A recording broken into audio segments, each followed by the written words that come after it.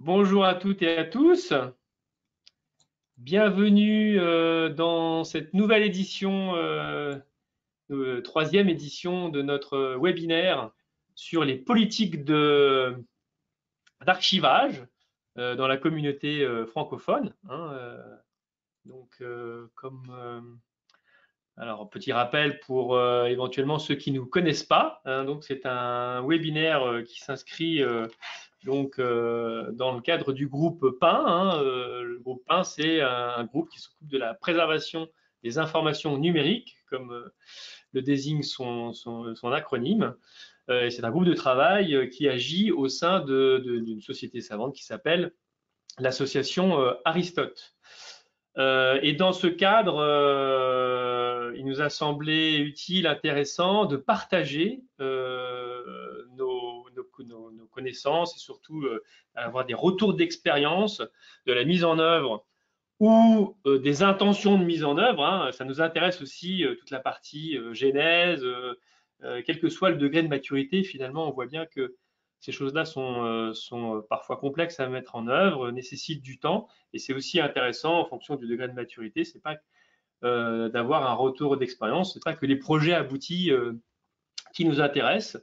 Et nous cherchons dans ce cadre à sortir du territoire métropole français et plus largement et élargir à toute la communauté francophone. Et nous sommes très très heureux de pouvoir accueillir donc le professeur Mordieille qui va et la directrice Esther Olembe qui ne nous a pas encore rejoint. Elle a peut-être un problème de connexion. Je regarde là. Vous m'entendez? Oui. Vous m'entendez, hein? Oui. Très bien. Dans ce cas, je vous propose de commencer par la présentation du professeur Mordieille. Je vais vous en dire deux mots. Vous êtes docteur en sciences de l'information. Vous avez votre thèse à porter sur la valorisation et médiation numérique du patrimoine documentaire colonial et de l'esclavage, que vous avez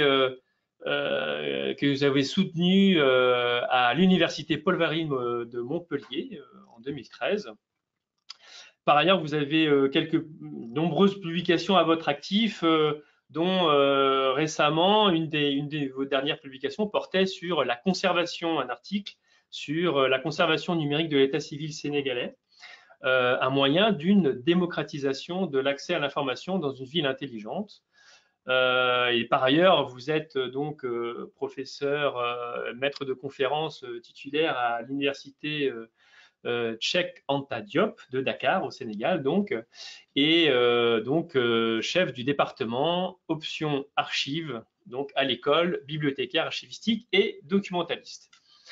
Nous sommes vraiment très honorés et très très heureux de vous avoir parmi nous pour une présentation sur les défis de la préservation du patrimoine documentaire africain avec le cas du Sénégal que vous allez nous exposer. Merci beaucoup. Je disais merci beaucoup, monsieur Duplouy. Voilà. Duplouy, pardon, excusez-moi, comme quoi, moi aussi, nous écorchons un peu les noms. Alors, de m'avoir offert cette opportunité de parler effectivement avec la communauté de votre association Aristote, groupe pérennisation des informations numériques, de partager avec vous quelques expériences dans le domaine de la conservation du patrimoine documentaire, notamment le patrimoine numérique africain, mais aussi sénégalais plus particulièrement. Alors aujourd'hui, quand on parle de la préservation en Afrique,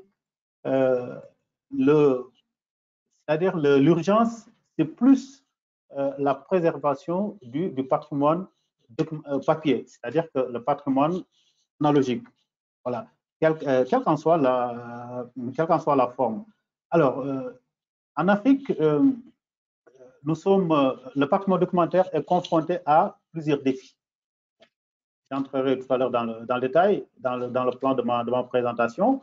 Donc, il y a des défis effectivement liés au climat, mais aussi les défis logistiques et des dossiers et des défis liés effectivement à la sécurisation du patrimoine.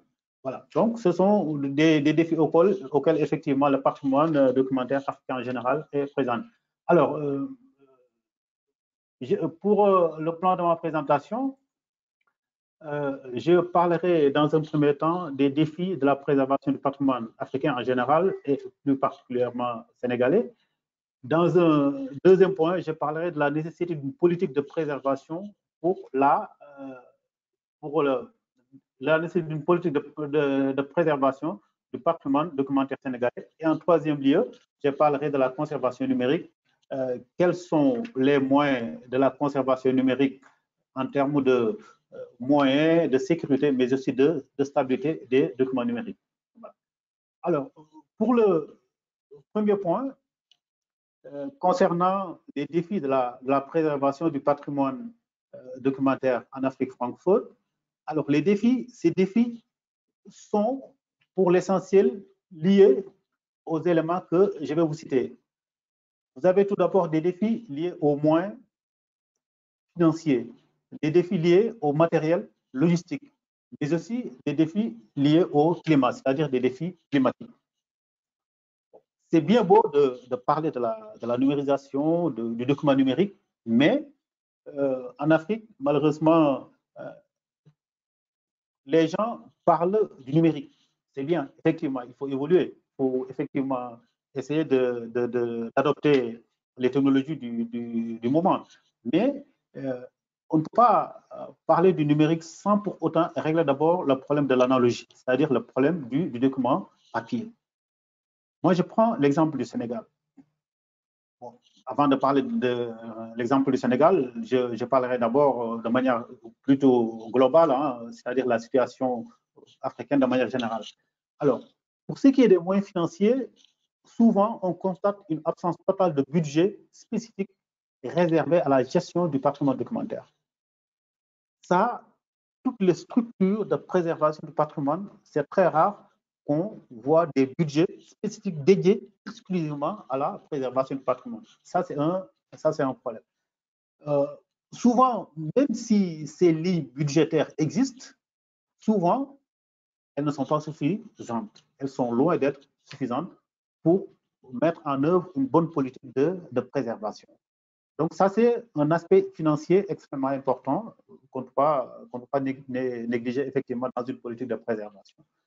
Il y a aussi ce qu'on appelle les matériels logistiques. Il y a souvent un manque remarqué de locaux de conservation du patrimoine documentaire. Souvent, c'est très rare dans une entreprise, dans une structure quelle qu'elle soit, hein, de voir des locaux qui sont dédiés à la préservation du patrimoine documentaire. Il y a aussi un problème d'équipement et de conditionnement, mais aussi ces équipements sont souvent insuffisants, même s'ils existent souvent, ce sont des équipements qui ne sont pas très adaptés. C'est-à-dire qu'ils ne sont pas très adaptés vraiment à une bonne conservation du patrimoine. Voilà. Alors, donc ça constitue un ensemble de problèmes auxquels, effectivement, la pérennisation du patrimoine documentaire sénégalais est confrontée. Du patrimoine documentaire africain, de manière générale, est confronté. Alors, après ces deux aspects, c'est-à-dire l'aspect financier et l'aspect logistique, il y a aussi un autre aspect non négligeable, c'est-à-dire l'aspect climatique. Vous savez que l'Afrique, nous sommes dans une zone de climat tropical. Donc, le climat tropical est caractérisé souvent par, par la chaleur, n'est-ce pas? C'est-à-dire des conditions qui sont souvent défavorables effectivement à la bonne conservation du patrimoine documentaire. Voilà. Souvent, il y a des températures extrêmement élevées, il y a aussi de l'humidité, n'est-ce pas? Et ces deux facteurs, ce sont des facteurs de dégradation des documents, enfin, quel qu'en soit le support, que ce soit un support papier, que ce soit même un support optique, parce que n'oublions pas, au Sénégal, par exemple, en Afrique de manière générale, il y a toujours des supports optiques quand même qui sont conservés. Il y a même dans certaines structures des supports plus anciens, c'est-à-dire ce qu'on appelait à l'époque les bandes magnétiques, n'est-ce pas? Donc, cela ne favorise pas une bonne conservation des documents avec des températures trop élevées, mais aussi une hygrométrie relative extrêmement élevée, effectivement, qui ne favorise pas la bonne conservation des documents. Alors, à cela s'ajoute effectivement des catastrophes naturelles. Voilà, des catastrophes naturelles qui existent un peu partout dans le monde. Ce n'est pas une spécificité africaine, effectivement, évidemment. Il y a aussi tout ce qui est tempête, ouragans, les inondations, les crues, etc., etc. Voilà. Il y a aussi les tremblements de terre parfois, ou bien des tempêtes de sable. Alors, quand je parle de tempêtes de sable, peut-être tout le monde pense au désert. Par exemple, toute cette partie du nord du Sahel, notamment du Mali jusqu'à la frontière avec la Mauritanie. Alors, vous savez qu'en Mauritanie, ça, je pense que vous savez, il y a ce qu'on appelait à l'époque les anciennes bibliothèques familiales. C'est-à-dire, ce sont des documents manuscrits, voilà, notamment comme les manuscrits de Tombouctou, effectivement, qui sont des documents souvent très précieux, qui sont élaborés il y a plusieurs siècles, qui datent même parfois du 10e, 11e siècle, qui sont extrêmement précieux et dans lesquels vous avez des disciplines aussi variées que l'astrologie, l'astronomie, etc., etc. Et même la médecine, voilà, la médecine traditionnelle. Donc, ce sont des documents souvent qui dorment, qui sont enfouis dans des malles, hein, et qui sont conservés et qu'on pourrait appeler une sorte de bibliothèque familiale. Alors, donc, tout cela fait que, effectivement, en termes de contraintes, donc, l'Afrique francophone est confrontée à plusieurs défis pour la préservation de son patrimoine documentaire physique, mais aussi numérique. Parce que tout ce qu'on a dit pour le patrimoine physique est aussi valable pour le patrimoine numérique, n'est-ce pas? Donc, ça c'est un premier point. Alors, pour le deuxième point, que je consacre à la nécessité de mise en œuvre d'une politique de préservation pour la pérennisation du patrimoine archivistique sénégalais. Donc, ça aussi, c'est extrêmement important dans la mesure où le Sénégal constitue quand même un pays pionnier, effectivement, de l'archivistique africaine. Je rappelle que l'EBA, de l'école de bibliothèque archiviste documentaliste, là où j'enseigne, c'est la première école dans le domaine de la formation des professionnels de l'information documentaire de manière générale, qui est créée en Afrique. Donc, c'est une école qui fut créée par l'UNESCO, effectivement, elle-même en collaboration avec certains pays d'Afrique. Donc, c'est une école sous-régionale, n'est-ce pas? Donc, on a une tradition archivistique très ancienne. Alors, à cela s'ajoute effectivement le fait que le Sénégal était quand même l'ancienne capitale de l'Afrique occidentale française, c'est-à-dire l'AOF qui réunissait, qui regroupait plutôt toutes les colonies de l'Empire français à l'époque, n'est-ce pas? Alors, ce qui fait que la colonisation, par exemple, à partir des années 1959-1960, donc, tous les fonds d'archives qui existaient aux archives du Sénégal, parce qu'à l'époque, on ne pouvait pas parler les archives nationales du Sénégal, parce que le Sénégal était encore une colonie française. Donc, aux archives du Sénégal, et qui étaient produites dans le cadre des activités de l'AOF, de l'Afrique, des différentes structures de l'Afrique occidentale française. Donc, tous ces fonds sont restés à Dakar. C'est-à-dire que à l'époque, la France, la métropole, avait décidé de laisser les fonds originaux ici à Dakar et de procéder à ce qu'on appelait à l'époque du microfilmage. C'est-à-dire qu'ils ont microfilmé certains fonds et ces microfilms sont conservés actuellement aux archives d'outre-mer à Aix-en-Provence, en France, n'est-ce pas? Donc, ce qui fait que, effectivement, cela constitue un patrimoine, ce qu'on appelle un patrimoine en partage entre la France et ses différentes colonies. Donc, c'est un peu un patrimoine qu'on pourrait considérer d'universel, n'est-ce pas? Alors, ce patrimoine est extrêmement important. Néanmoins, ce patrimoine et conservé quand même dans des conditions extrêmement précaires. Alors, c'est la raison pour laquelle, effectivement, je prends l'exemple du Sénégal.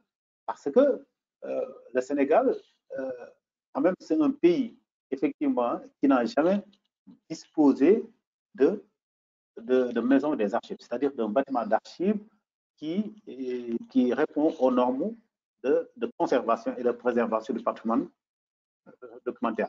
Donc, c'est la raison pour laquelle j'ai essayé de déterminer un certain nombre de points sur lesquels pourrait s'appuyer une bonne politique de préservation du patrimoine documentaire sénégalais. Alors, le premier point, c'est de procéder à un diagnostic sous forme d'audit, notamment du dernier déménagement des fonds d'archives du Sénégal. Ce déménagement remonte en 2016. Alors, je vais faire un peu un historique très succinct des différents endroits où les archives nationales, les archives du Sénégal étaient conservées depuis l'époque de la colonisation. Donc, à l'époque, vous savez que Saint-Louis du Sénégal, Saint-Louis, c'est la capitale du Nord, vers la Mauritanie, c'est la région du Nord. Donc, c'est là où c'est Saint-Louis qui était la première capitale de l'Afrique occidentale française. Ce qu'on appelait à l'époque le gouvernement général avait son siège là-bas à Saint-Louis. Ce qui fait que toute la production archivistique qui était issue de l'administration coloniale donc, était conservée là-bas. Alors, après Saint-Louis, après le transfert de la capitale de Saint-Louis à Dakar, donc les archives ont suivi effectivement le transfert. Les archives ont été transférées ici à Dakar. Alors, dans un premier temps, les archives étaient conservées à Gorée. Ensuite, elles ont été transférées à l'IFON. L'IFON, c'est l'Institut fondamental d'Afrique noire de Cheikh Anta Diop, n'est-ce pas?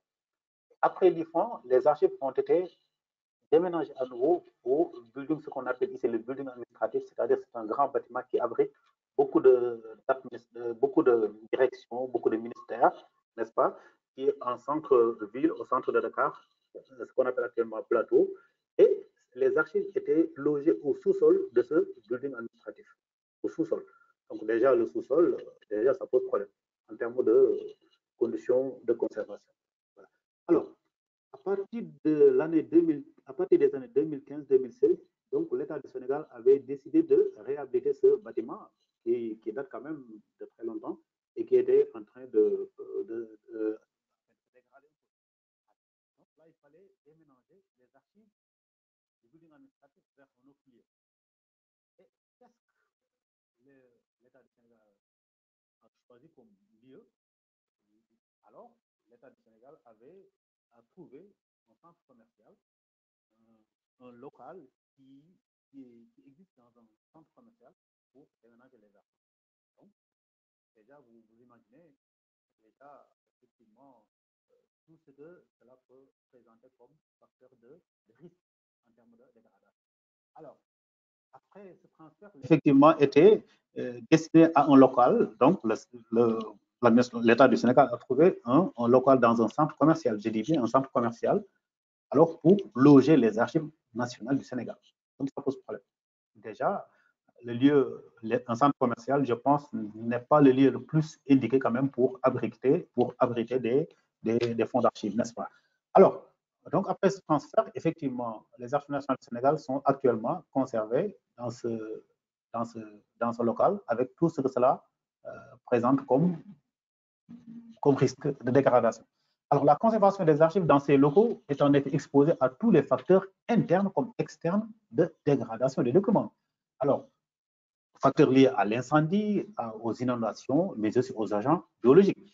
Parce que si vous allez dans ces locaux, déjà, le grand magasin où les fonds d'archives sont conservés, au-dessus, vous avez des conduites d'eau, vous avez des installations électriques.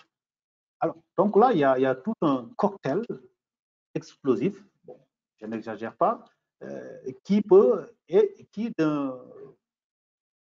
si par malheur, effectivement, il y a un départ d'incendie ou bien quelque chose comme ça, donc le patrimoine documentaire sénégalais peut disparaître d'un clin d'œil. Et dans ce patrimoine, comme je l'ai dit tout à l'heure, vous avez quand même un patrimoine en partage, c'est-à-dire que les fonds de l'AOF, le fonds du Sénégal colonial, donc ce fonds, comme je l'ai dit tout à l'heure, réunit tous les documents issus de l'administration des huit pays qui constituaient l'empire de l'AOF. Donc, c'est un patrimoine effectivement en partage entre et le Sénégal et ses différentes colonies, et le Sénégal et l'ancienne, le Sénégal et la France. Voilà. Alors, donc, comme vous le voyez, il y a tout un ensemble de facteurs qui, effectivement, fait que ces archives, quand même, ne sont pas bien conservées et que un danger présent est là et qui, effectivement, à tout moment peut effectivement contribuer à la disparition de ce patrimoine. Alors, une politique de préservation passe aussi par la construction d'une. Donc, à partir de ce diagnostic, donc, nous essayons de proposer un certain nombre de solutions quand même. Donc, il faut absolument une construction d'une maison des archives, c'est-à-dire un bâtiment d'archives qui répond à toutes les normes de conservation en termes de effectivement de normes de construction, mais aussi en termes de sites. Parce que moi, je pense que dans la construction de bâtiments d'archives, le premier élément, c'est effectivement le site. Le premier élément essentiel à identifier, c'est le site. Parce que si le site est exposé à des séismes ou bien le site est exposé à ce qu'on appelle des courants marins, par exemple, je prends l'exemple de l'IFAN, là où les archives du Sénégal ont été transférées après le redéménagement du Saint-Louis. Donc, l'IFAN est en face de l'océan Atlantique. Donc, avec tout ce que cela présente comme influence de l'océan, c'est-à-dire des courants marins. Voilà. Donc, raison pour laquelle il faut absolument que le site soit bien choisi. Bon, actuellement, il y avait un projet de construction d'une maison des archives ici au Sénégal. Ce projet date, tenez bien votre souffle, de Léopold Sédar Senghor, le premier président du Sénégal. Donc, ce projet date de 1979 ou 1978. Donc, c'est un projet qui a plus de 45 ans, qui est plus âgé que l'actuel président du Sénégal, qui est né en 80, n'est-ce pas? Donc, tous les pouvoirs qui sont passés, aucun pouvoir n'a matérialisé ce projet jusque-là. Maintenant, il faut donc un bâtiment d'archives qui répond aux normes de conservation. Et je ne peux pas entrer dans les détails, n'est-ce pas, en termes de température, d'hygrométrie, mais en tous les cas, il faut que toutes les normes de conservation soient réunies. Alors, étant donné que la conservation coûte cher, effectivement, donc il va falloir qu'un budget spécifique soit alloué à la préservation et la pérennisation du patrimoine documentaire sénégalais. Donc ça, c'est extrêmement important et nécessaire. Donc on ne peut pas réussir une politique d'archives si on n'a pas un budget qui, effectivement, qui pourra supporter toutes les charges relatives à cette préservation. Et ça, c'est extrêmement important. Alors, raison pour laquelle, moi, je pense que c'est vrai que le thème de la présentation, c'est la conservation, c'est le document numérique, mais il faut d'abord parler du document analogique avant de passer au document numérique. Parce qu'au Sénégal, il y avait un projet de numérisation des fonds, un projet financé par l'UNESCO, qui était financé par l'UNESCO, c'était dans les années 2000, début des années 2000, je crois.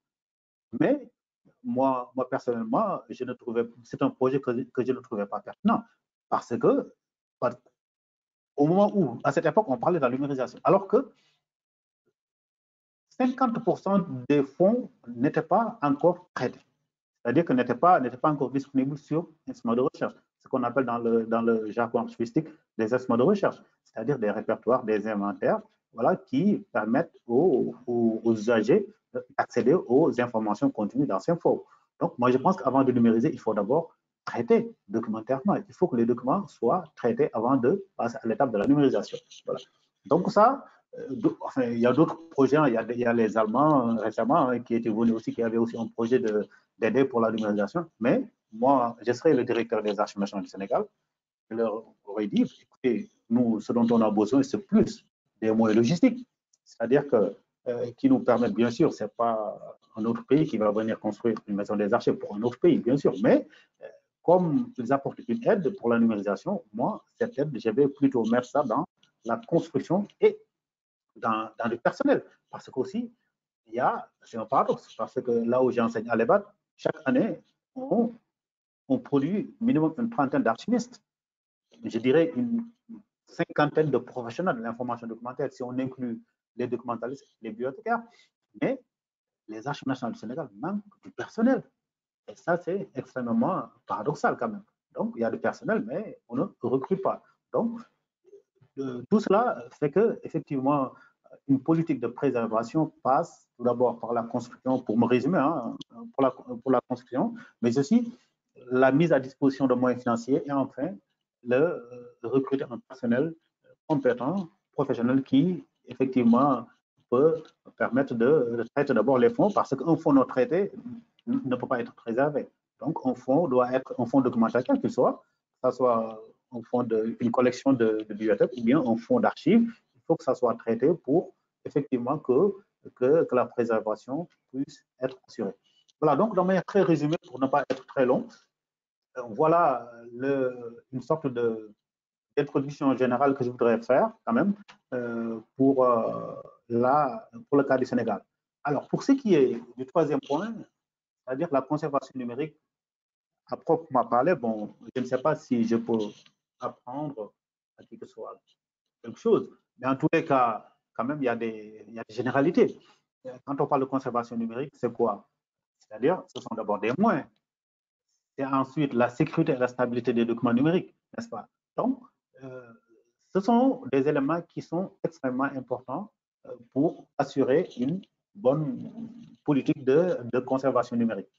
Alors, pour ce qui est des moyens, il faut d'abord, quand même, si on est dans un contexte sénégalais, encore une fois, c'est l'exemple que je connais le mieux. Donc, tout d'abord, il va falloir procéder à une dématérialisation des documents, c'est-à-dire à la numérisation. Mais cette numérisation suppose quand même un traitement documentaire, c'est-à-dire qu'il faut tout d'abord définir le périmètre des documents à numériser, à digitaliser. Parce que si je prends l'exemple des archives nationales du Sénégal, donc si on devait numériser, moi je pense qu'on ne pourrait pas numériser tous les fonds. Donc il fallait essayer de voir en termes de valeur historique des documents, de valeur administrative, de valeur juridique, de valeur sociale, etc., etc. Parce que quand on parle des documents d'état civil, là on peut parler de valeur sociale et même sociétale. Parce que l'état civil, c'est quoi? L'état civil, quand même, c'est tout ce qui touche la vie de la personne, n'est-ce pas? Alors, donc, il va falloir d'abord définir le périmètre et ensuite, effectivement, procéder à un traitement documentaire des documents à digitaliser. Et c'est à partir de ce moment qu'on pourra effectivement parler de ce qu'on appelle des applications logicielles de gestion, c'est-à-dire la gestion de la chaîne de numérisation. La chaîne de numérisation, elle est extrêmement importante parce que cela va effectivement de l'implémentation jusqu'à la description, c'est-à-dire l'indexation des documents numériques. Voilà, c'est-à-dire le fait de renseigner tout ce qui est métadonnées. Parce que si on prend l'exemple d'un fonds comme le fonds du Sénégal colonial, si on traite ce fonds avec tout ce que cela comporte de production d'instruments de recherche, donc déjà avec l'indexation, donc les métadonnées existent déjà. Alors, dans un fonds pareil, si on digitalise, c'est-à-dire qu'on essaie de lier le document digitalisé avec sa description archivistique. Et cela permet effectivement d'aller beaucoup plus rapide effectivement dans la digitalisation. Alors, donc les logiciels de gestion sont extrêmement importants. Alors, ces logiciels, quand même, doivent remplir un certain nombre de critères. Donc, ce sont des logiciels qui doivent être choisis en se basant sur des critères, notamment le critère de présentation du document, c'est-à-dire la visualisation. Parce que quand on numérise, la finalité, c'est quoi? C'est l'accès au document. Donc là, la présentation du document. Mais aussi, faire de sorte que le document garde son apparence, c'est-à-dire sa présentation intelligible et accessible dans le temps, n'est-ce pas? Et cela relève d'autres critères archivistiques que l'on peut trouver dans ce qu'on appelle la diplomatique. Donc, je parle bien de la diplomatique. La diplomatique, c'est quoi? Bon, bon, je n'apprends rien à personne, à la communauté qui est en train de suivre, bien sûr, mais on rappelle juste, puisque le rappel est pédagogique. Donc, la diplomatique, c'est une science, c'est une discipline de l'archivistique qui étudie le caractère externe et interne des documents, c'est-à-dire de vérifier, de déterminer si un document est authentique ou pas, n'est-ce pas? Donc, pour garder toutes ces caractéristiques, c'est-à-dire les signes de validation diplomatique, donc, il va falloir, donc le logiciel doit permettre tout cela, n'est-ce pas? De s'assurer effectivement de la rétrocompatibilité avec d'éventuelles nouvelles versions logiciels qui seront sur le marché. Parce que, comme nous le savons tous, la technologie évolue. Surtout le marché du logiciel évolue extrêmement rapide. Donc, tout cela fait que, effectivement, ces critères doivent être garantis. Alors, après le matériel logiciel, donc, il faut aussi un matériel informatique, n'est-ce pas? Effectivement, pour l'accès et le partage des documents numériques. Alors, là aussi, il faut des critères de choix. Donc, les critères de choix vont à d'un matériel informatique qui permet un partage optimal et facile, plus large des documents, mais aussi une lecture, n'est-ce pas? C'est-à-dire une visualisation et une lecture. Il faut aussi des logiciels qui permettent, euh, de pouvoir produire des fichiers dans différents formats, n'est-ce pas? Donc, et ça, c'est extrêmement important, n'est-ce pas? C'est-à-dire de pouvoir multiplier les formats. Donc, un logiciel qui permet de passer du PDF à un autre format, etc. Alors, un matériel qui permet d'interagir, c'est-à-dire avec d'autres technologies qui existent, c'est-à-dire l'interopérabilité, qui facilite l'accès aux documents, effectivement, en tout lieu. Et ça, c'est extrêmement important. Ça, c'est extrêmement important. Donc, ça, ce sont des généralités, hein, n'est-ce pas? Voilà. Ce sont des généralités qui sont extrêmement importantes quand même pour, effectivement, euh, mettre en place une politique de dématérialisation des archives. Alors, troisième élément, c'est la sécurité et la stabilité des documents numériques. Et ça, c'est extrêmement important parce que quand on parle de la sécurité des documents numériques, bon, il y a aussi, il y a bien sûr l'aspect intégrité, l'aspect sécurité de manière globale, mais c'est plus l'intégrité des documents, c'est-à-dire l'intégrité physique des documents numériques. Et ça, c'est extrêmement important dans le domaine des archives parce qu'en archive, il y a des concepts qui sont essentiels, notamment l'originalité, l'authenticité, la fiabilité. Voilà. Donc, ce sont des concepts qui sont extrêmement importants. Raison pour laquelle donc, la sécurité et la stabilité des documents numériques constituent des éléments extrêmement importants. Alors, et pour cela,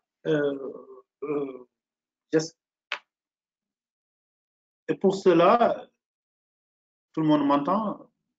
C'est juste pour que comment oui, bien, on vous entend. On vous entend, allez-y. Voilà. Vous m'entendez, c'est bon. Ah, parfait. Oui. Voilà. Donc, pour cela, effectivement, il faut aussi essayer de mettre en place un système qui évite de pouvoir modifier les documents sans laisser de traces. C'est-à-dire, quand je parle des documents, bien sûr, ce sont des documents numériques. C'est-à-dire un système logiciel qui permet de tracer tous les accès et de mettre même en place un système d'accès autorisé en quelque sorte. Restreindre l'accès physique au lieu où les ordinateurs se trouvent. Effectivement. Et ça, c'est extrêmement important. Donc, l'accès aux documents numériques aussi doit être sécurisé. Donc, il y a l'accès au lieu, mais aussi il y a l'accès aussi aux documents numériques. Alors, tout cela fait partie des éléments mis en place d'un accès au système par utilisation de mots de passe ou par authentification même biométrique. Et ça aussi, c'est extrêmement important. Définir une hiérarchie d'autorisation d'accès, que l'on appelle les droits d'accès, avec un accès utilisateur, un accès lecture, un accès quelqu'un qui peut alimenter et un accès effectivement administrateur, quelqu'un qui peut avoir la main sur tout. Alors, tenir à jour un historique de l'accès aux documents et cela permet de contrôler l'administration et l'utilisation des droits d'accès. Donc, il faut un historique, c'est-à-dire qui permet de tracer tous les accès qui ont eu lieu effectivement aux documents. Et ça, c'est extrêmement important, n'est-ce pas? Alors, maintenant, je vais finir par effectivement un élément aussi extrêmement important, parce que dans le domaine de la conservation numérique, quand même, il y a des normes, hein, il y a des normes internationales, il y a des normes nationales comme normes internationales. Donc, il faut opter pour des normes qui ont été approuvées par des organisations nationales ou internationales, notamment pour prendre la norme effectivement américaine, American National Standard Institute, n'est-ce pas? Ou bien d'autres normes comme la norme, enfin, là, pour les normes nationales, il y a cette norme américaine, mais pour les normes internationales, donc il y a des normes ISO, n'est-ce pas? Donc, on ne va pas les énumérer ici.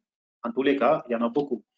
Alors, faire l'option d'une application informatique qui permet de fournir les informations nécessaires à la mise à jour du système à mesure que le matériel informatique et logiciel évoluent. Parce qu'il y a une évolution exponentielle, extrêmement rapide du matériel logiciel et informatique en même temps. Je pense que l'obsolescence du matériel informatique est plus que jamais d'actualité. Donc, même nos appareils, que ce soit nos appareils smartphones ou bien téléphoniques, nos appareils, en tous les cas, maintenant, c'est très rare de voir une machine qui dure plus de 10 ans. Donc, tenir compte effectivement de tout cela. Voilà. Donc, ce sont là les quelques éléments que je voudrais partager avec vous, vraiment en vague, n'est-ce pas? Après, je ne sais pas s'il y a des questions, n'est-ce pas? S'il y a des questions, effectivement, on pourra essayer de répondre dans la mesure du possible. Voilà. Donc, voilà, monsieur Dupuis, donc les éléments que je voudrais partager avec vous. Je salue au passage Madame Olembe qui nous a rejoint. Merci de votre attention. Bien, merci beaucoup. Merci d'avoir pu nous rejoindre, Madame Olembe. Donc, je vais juste en profiter pour voir s'il y a des questions dans le chat, dans la zone de questions. Zone de questions, je n'en vois pas. Vous m'entendez, Monsieur Ndiaye? Oui, on t'entend très bien, Laurent, oui. Non, mais lui ne m'entend pas, j'ai l'impression. Ah. Donc, c'est pour ça on voit qu'il est en train de... alors, ce qui est dans l'exposé du professeur Dieye, ce qui est, je trouve, intéressant, outre le fait que les problématiques exposées rejoignent en bonne partie évidemment les nôtres, les problématiques de sécurité, les problématiques d'intégrité, les problématiques de moyens qui ont été mis en avant et de compétences et d'expertise, c'est ce que j'ai compris en tout cas, et une dimension forte liée au climat aussi également.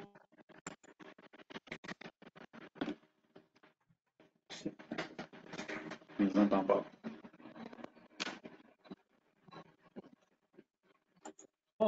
Donc, conditions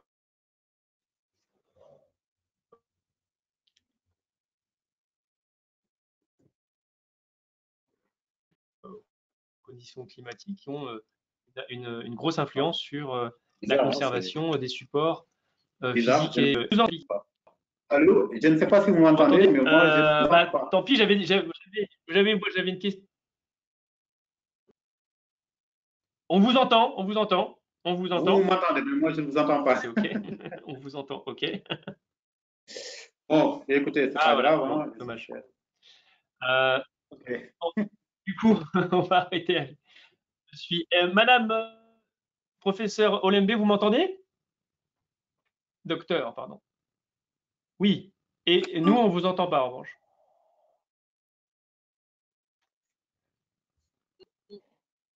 Vous m'entendez, vous? Oui, vous m'entendez? Oui, là, on vous entend. Oui, on vous entend. Bon, dommage, j'avais des questions pour le professeur Dieye, savoir un peu quels étaient le niveau de maturité, justement, par ces questions de construction de politique d'archivage et notamment de prise en compte de la dimension numérique, mais comme il ne nous entend pas, on ne pourra pas échanger avec lui à ce sujet.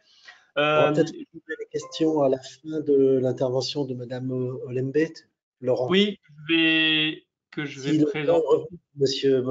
Pour Monsieur Daï, on pourra peut-être faire une séance de Ah questions. oui, tu as raison. D'ailleurs, je profite pour remercier très chaleureusement mes collègues Nicolas Larousse et Olivier Rouchon qui ont très largement contribué à l'organisation de cette séance.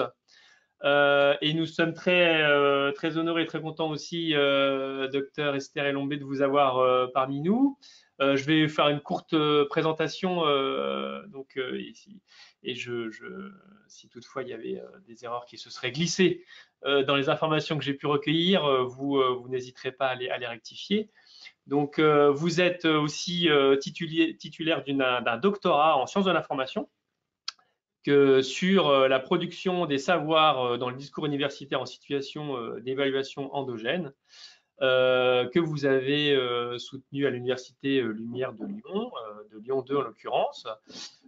Vous avez fait de nombreuses aussi publications, et notamment un article Territoire et savoir des universités du Cameroun, discours, objet, médiation, dans la revue Les enjeux de l'information et de la communication. Donc, finalement, assez cohérent avec votre sujet de thèse. Vous êtes actuellement la directrice des Archives nationales du Cameroun, et votre exposé portera sur l'enquête e-gouvernement et archivage au Cameroun vers une politique cohérente des archives numériques. Madame la directrice Olembe, j'espère ne rien avoir omis ou… Pas du tout. Alors, est-ce que mon écran est partagé? Oui, absolument. Parfait. Ah, merci beaucoup. Je suis désolée d'être arrivée un peu en retard là. J'avais quelques problèmes au démarrage, mais tout va bien. Tout va bien maintenant que j'ai rejoint l'équipe. Merci beaucoup de m'avoir invité à ce banquet qui me semble être surtout la problématique en étude, qui me semble être quelque chose d'extrêmement important aujourd'hui pour tous les pays dans le monde, mais davantage pour nos pays africains qui, comme vous le savez, ont des spécificités et présentent ce que du point de vue de l'autre côté, on pourrait considérer à juste titre comme des retards. Et donc, je voudrais partager l'expérience camerounaise en matière de politique de conservation, de préservation des archives numériques. Alors, mon propos sera organisé autour de… attendez, alors, je ne partagerai donc plus ma webcam parce que là, je suis un peu embêtée. Voilà, c'est parfait. Donc, je disais tantôt que mon propos sera organisé autour de quelques points. D'abord, je vais présenter le contexte du projet e-government au Cameroun. Ensuite, je vais parler des enjeux de la préservation des données et des archives numériques. Et enfin, alors j'ai un petit souci avec ma webcam. Peut-être qu'il ne faut plus que je la partage. Alors, vous savez, la technologie, c'est pas toujours évident. Bon, alors c'est bon maintenant. Bien. Donc, je disais tantôt que j'ai quelques points de discussion. Donc, je reprends donc le contexte du projet Gouvernement au Cameroun, les enjeux de la préservation des données et archives numériques, l'état des lieux de l'archivage et de la préservation numérique au Cameroun, une étude critique de l'infrastructure dédiée au stockage numérique, donc l'étude des data centers. Ensuite, je parlerai effectivement de l'enquête e-government et archivage au Cameroun, les défis spécifiques à la préservation du numérique au Cameroun et enfin quelques recommandations pour une politique cohérente de préservation numérique. Alors, peut-être qu'il faudrait qu'on parte d'abord du contexte général du projet de e-government au Cameroun. En fait, le e-government est un projet qui a été lancé en 2015 par le gouvernement du Cameroun avec l'appui de la Corée du Sud. En termes d'objectifs initiaux, il s'agissait de procéder à la dématérialisation des procédures administratives pour plus d'efficacité et de transparence. Donc, à l'ère du développement technologique, des développements technologiques de tout genre, on s'est bien rendu compte qu'il était important pour le gouvernement du Cameroun de mettre en place effectivement un projet qui avait pour ambition la dématérialisation des procédures. Alors, je ne veux pas rentrer dans le détail de ce projet. C'est des informations qui peuvent être recueillies sur un certain nombre de sites, notamment le site du ministère des Postes et Télécommunications, parce que c'est ce ministère-là qui était un peu le porteur, qui est jusqu'à présent le porteur de ce projet. Est-ce que nous pouvons déjà établir un bilan? Il est assez mitigé. Il y a effectivement un engouement dans la dématérialisation des procédures. Chacun y va de son allant. Les grandes structures aujourd'hui qui ont procédé à la dématérialisation des procédures, comme vous pouvez bien l'imaginer, c'est les services des finances, notamment la douane, les impôts, le budget, c'est la fonction publique, donc la gestion des effectifs de l'État, c'est les ports, c'est dans l'ensemble quand même un certain nombre de structures qui ont procédé ou qui procèdent à la dématérialisation de leurs procédures. Donc avec des résultats mi-figue, mi-raisin, mais ce qui est observable, c'est qu'il y a quand même un gros engouement vers les questions de dématérialisation des procédures, même si, il faut quand même l'avouer, la maîtrise même des concepts autour de la dématérialisation reste encore, laisse un peu à désirer. Mais en tous les cas, il y a un engouement. Mais la problématique centrale autour de cette question au Cameroun, c'est qu'il y a un manque de réflexion et d'action concrète sur la conservation des données numériques générées par ces plateformes. Donc, l'objectif de l'enquête e-government qui est, j'ai envie de dire, en cours de mise en œuvre, c'est de pouvoir introduire la thématique et de poser la problématique de la préservation des données numériques. Parce que face à l'évolution ou la mise en place tous azimuts le développement de l'État Center, on a l'impression qu'on adresse davantage la question des tuyaux, la question de la quincaillerie que la question des contenus. Donc, quel est donc l'enjeu de la préservation des données et archives numériques? Pour l'État, on le sait déjà, les archives sont une mémoire collective et une source précieuse d'informations. Et lorsque nous ne conservons pas ces données-là, on a une perte d'information cruciale qu'on a déjà avec les archives physiques, mais plus grave encore avec les archives numériques, qui entraînent donc, paradoxalement, évidemment, le manque de traçabilité administrative et un risque élevé lié à la transparence et à la responsabilité administrative. Il y a également un impact juridique et économique sur la préservation des données et archives numériques, parce qu'en fait, si on ne les préserve pas de manière directe, il y a des conséquences pour la justice, l'économie et la sécurité nationale. Donc, en somme, il est crucial de préserver ces archives numériques. Et malheureusement, ceci n'apparaît pas clairement dans le projet e-government.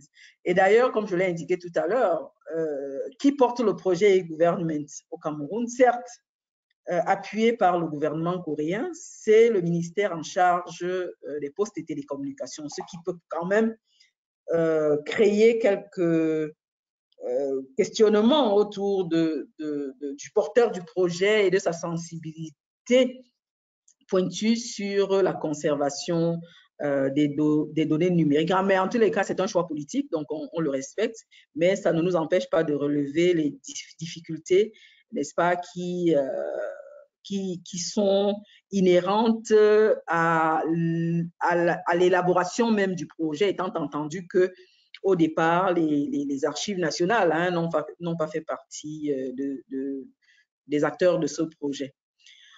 Alors, toujours sur l'état des lieux de l'archivage, de la préservation numérique, on va donc aussi se rendre compte qu'aujourd'hui, on a pensé à tous les data centers possibles, mais sauf à une infrastructure dédiée, parce que les systèmes en place, les différents systèmes en place, ont montré une faiblesse pour conserver les archives numériques. Toutefois, on peut modérer notre critique en indiquant quand même qu'il y a un nouveau cadre juridique sur les archives, une nouvelle loi sur les archives, dont la loi numéro 2024/001 du 24 juillet 2024 régissant les archives au Cameroun en vigueur, et qui prévoit un ensemble de textes d'application qui doivent être élaborés, qui sont en préparation sur le numérique pour pallier les insuffisances.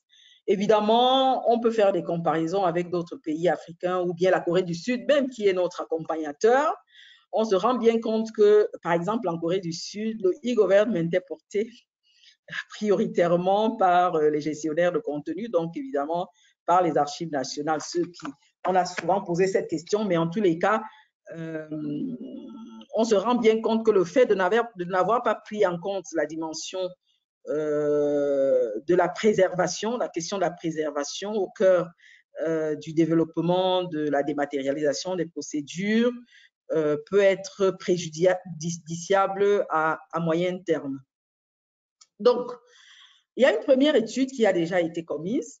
C'est une étude critique de l'infrastructure dédiée au stockage numérique, puisque, comme je vous l'ai indiqué tout à l'heure, ce qui a été développé jusqu'à présent, c'est l'infrastructure, c'est-à-dire donc les data centers. Donc, cette étude a été commise par le Centre national de développement de l'informatique et elle porte le thème Data Center au Cameroun, compétitivité et viabilité. Évidemment, comme je l'ai dit, ce travail est axé sur les infrastructures, donc les équipements informatiques et technologiques de pointe qui assurent le fonctionnement continu des services numériques. Alors, le Cameroun a donc pris l'option de développer ses propres infrastructures numériques, mais aujourd'hui fait face à de nombreux défis, notamment celui du stockage, celui du traitement et de la sécurisation des données numériques. On a également observé qu'il y a un investissement énorme dans la construction de ces data centers. Cette étude s'est donc appuyée sur une collecte de données exhaustives réalisée auprès des principaux fournisseurs de services de data centers. Et quels en sont les résultats? Il y en a au moins 3.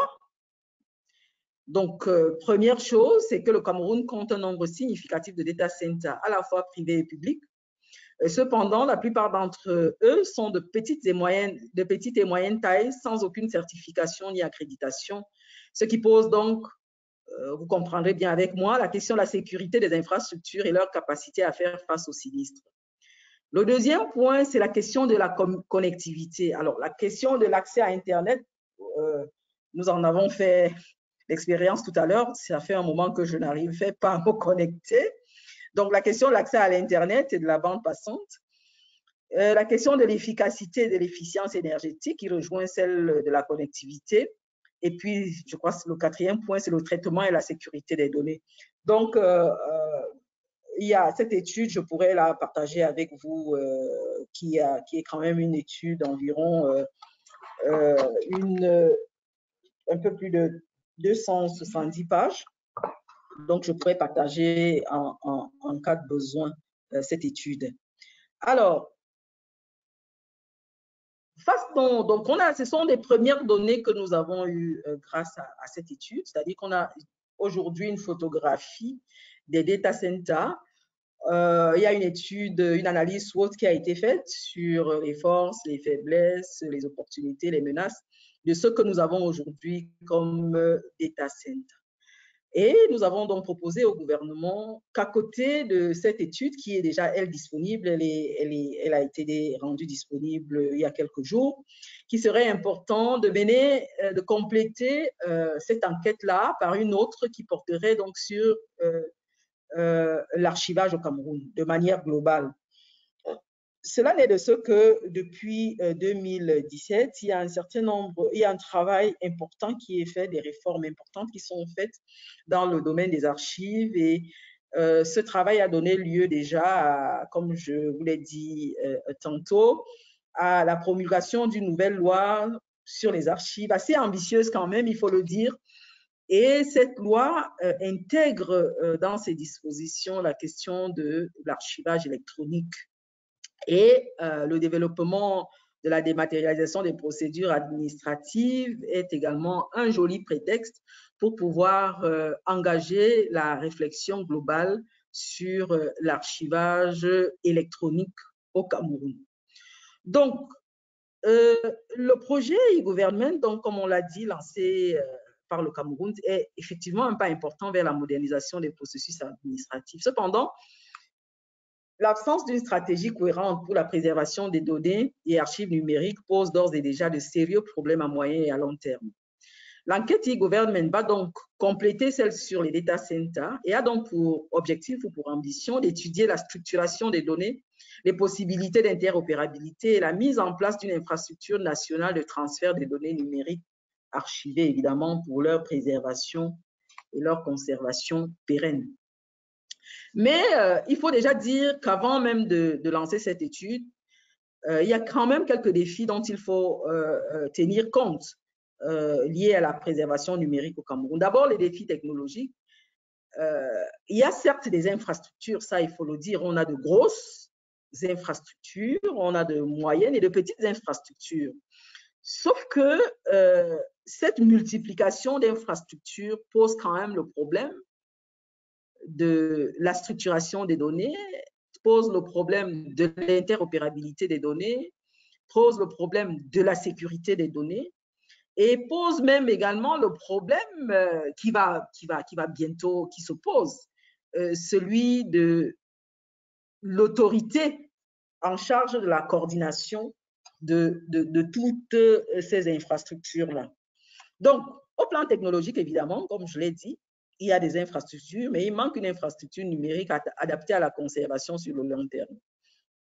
On aura évidemment des problèmes organisationnels parce que, comme je l'ai dit tantôt, le manque de coordination entre les ministères, administrations et autres parties prenantes. Pour que vous compreniez cela, prenez par exemple au Cameroun un ministère comme celui des Finances qui a, en plus des directions internes au ministère, a 4 grandes directions générales opérationnelles. Donc, la direction générale du budget, la direction générale des impôts, la direction générale des douanes, la direction générale du trésor. Ces 4 directions générales ont développé chacune leur data center, ce qui est quand même problématique. Et sachant bien que ces directions générales conversent entre elles puisqu'elles ont besoin des données de l'une comme de l'autre.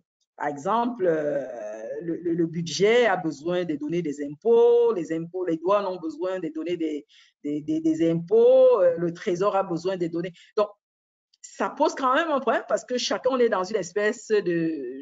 c'est des silos, en fait, qui sont créés.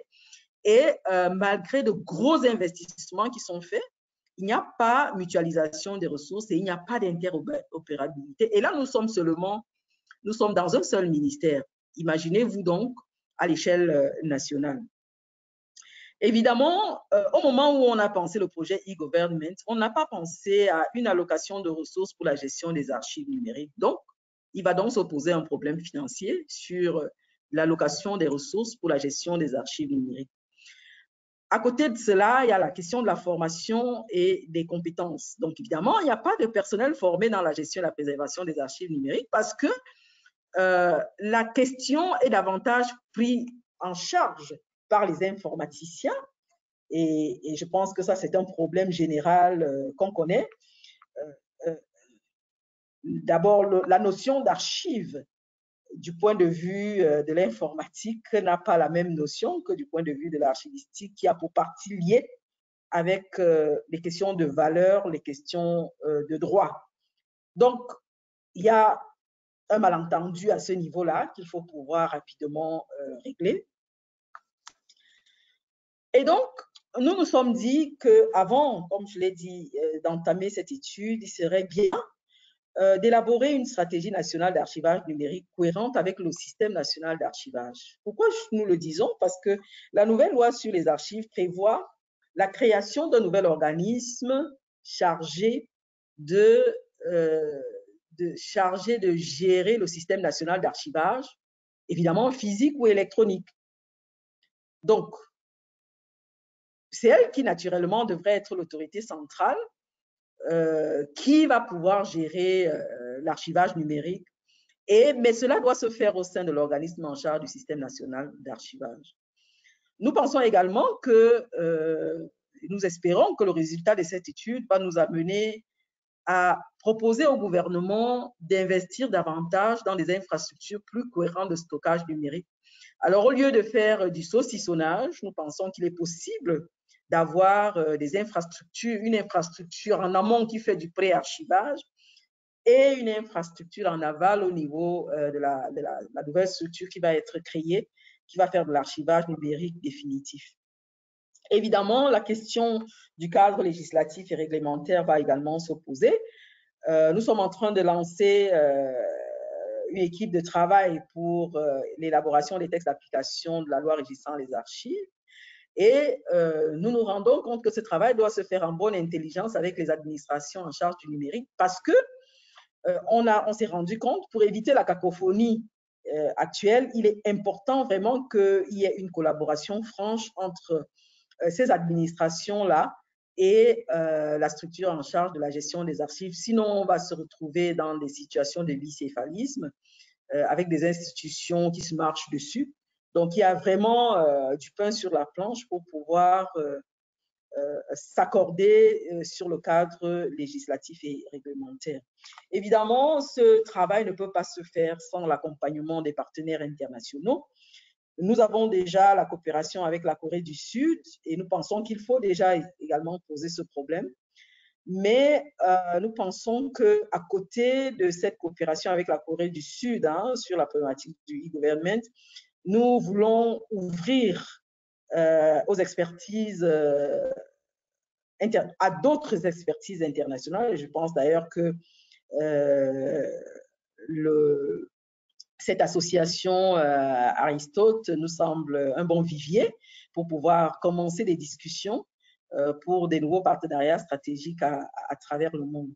Évidemment, en dernier lieu, on ne le dira jamais assez, il y a une nécessité de sensibiliser et de former pour que à la fois les décideurs, les opérateurs soient capables de comprendre véritablement les enjeux et la problématique autour de la préservation du numérique. Donc, en conclusion, nous pouvons dire trois choses, nous pouvons retenir trois choses. Qu'il est important d'avoir une approche structurée pour la gestion et la préservation des archives numériques. Il y a une nécessité pour l'État du Cameroun de prendre des mesures immédiates pour protéger les données générées par l'e-government. Et puis, il est important qu'on ait une approche durable pour garantir la préservation des archives numériques. Je vous remercie pour votre bien aimable attention.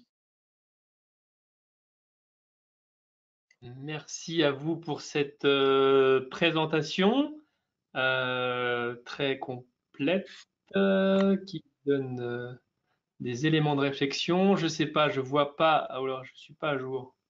Si, je ne vois pas de questions dans la partie questions. Est-ce que, professeur Diaye, vous avez récupéré votre son?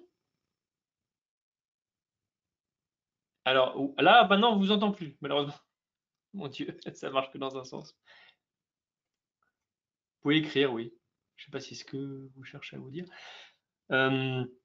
Alors, j'étais très attentionné et j'ai pas, si j'ai des questions quand même. Et à la fois, j'ai quelques remarques. Quelque part, on retrouve des truchements ou des biais que nous avons nous aussi, c'est-à-dire les projets d'archivage sont parfois d'abord vus comme un projet technique avant d'être vus. Vous l'avez très bien dit, la question des contenus a un peu été écartée. Et d'ailleurs, le barycentre, enfin l'endroit où finalement le porteur de projet a été mis, qui est, vous disiez, le ministère des Postes et des Télécommunications, montre bien là où finalement l'État du Cameroun pense devoir porter l'effort. Et peut-être c'est nécessaire dans un premier temps d'avoir une infrastructure solide, comme vous l'avez souligné, et d'avancer pour pouvoir bâtir quelque chose qui soit évidemment orienté plus archivistique puisque là, l'important, comme vous l'avez fort justement souligné, est de pouvoir traiter des contenus et de les partager et de les garder d'en garantir l'accès sur le long terme. Mais à la fois, d'une certaine manière, c'est des choses auxquelles on est un peu tous confrontés. Alors, on peut le déplorer, hein, mais on passe par je pense, on doit passer d'une certaine manière un peu par ces phases. Et oui, j'ai beaucoup apprécié justement le parallèle qu'on peut faire avec la nécessité justement d'avoir une gouvernance. Et c'est tout l'enjeu de la politique de se doter finalement d'une politique d'archivage qui permette justement d'établir cette gouvernance et la répartition claire des rôles et du coup d'en déduire justement les moyens et la nécessité de parvenir à ce niveau de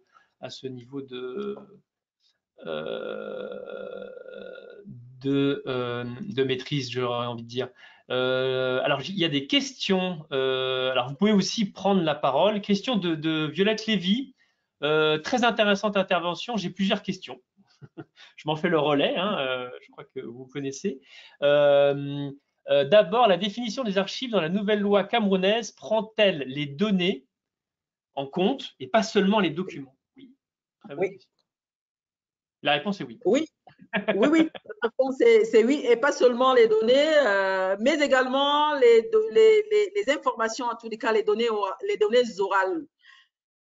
Pour la bonne et simple raison que il faut tenir compte de l'environnement dans lequel nous sommes et que les données de l'oralité sont aujourd'hui des données assez pertinentes et qui ont été un peu mises sous le boisseau, mais qui méritent pour une catégorie d'archives d'être prises en compte dans le système. Donc, la définition va pas seulement sur les données classiques, mais également sur les données orales. D'accord, oui, ça prend aussi en compte les archives de la parole d'une certaine manière, quoi. Enfin, ou les archives. Exact. Ouais. Exact.